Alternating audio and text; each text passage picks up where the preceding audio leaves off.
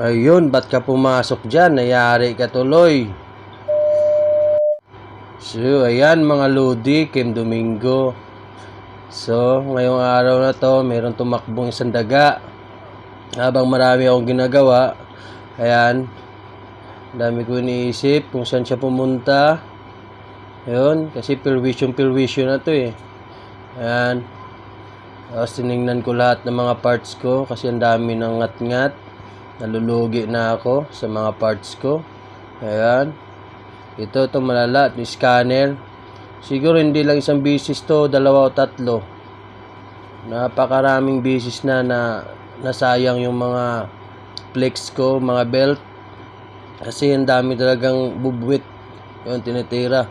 Ay yung mga printer ng customer na naiwan dito, chinecheck ko na isa-isa. Baka mamaya kukunin. Tutubusin na nila, tapos wala na pala. Ngat-ngat na. Mahirap naman yun.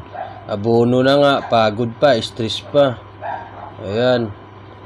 So, siguro may mga kapatid pa yun. Ayan, buti yung mga wire ng mga power cord. Hindi ningat-ngat, baka mamaya mahawakan ko. Nako, mabaog tayo nito. So, buti na lang, hindi.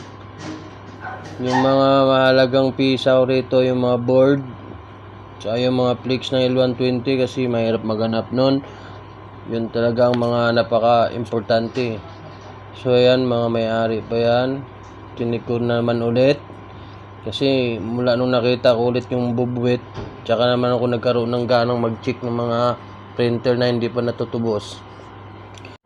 Ayan siya mga idol, oh.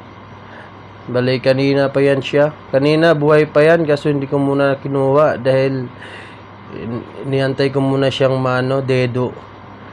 Diyan siya galing sa may wire, umakyat. Tapos, tinamaan nung ilis eh. Ayan. Naawa na ako sa kanya kasi baby pa siya eh.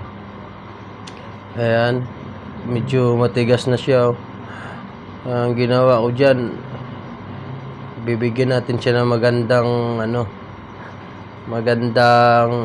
libingan, lagayan. Siyempre, di naman tayo murder.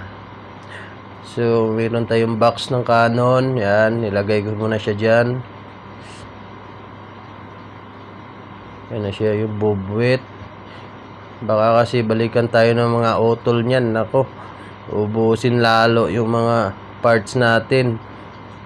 Pati yung mga printer ng mga customer natin matitigas ang ulo. Nasabing kukunin na yung printer, baka lalong magbara dito. Nako, ayaw makinig. Stress. Ayan, so apple natin, binigay mo na sa tropa natin.